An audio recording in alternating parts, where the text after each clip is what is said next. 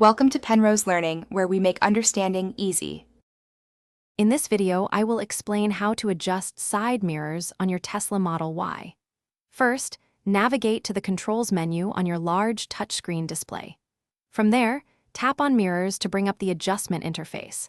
Make sure your vehicle is in park before you begin, as this ensures a safe and stable adjustment process for both mirrors. Once the mirror adjustment screen is active, you'll use the left scroll wheel on your steering wheel.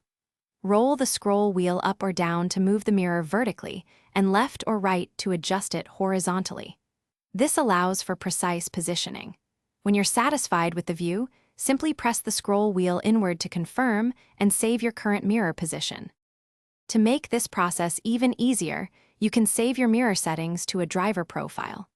Go to Controls, then Driver Profiles, and create a new one or select an existing profile.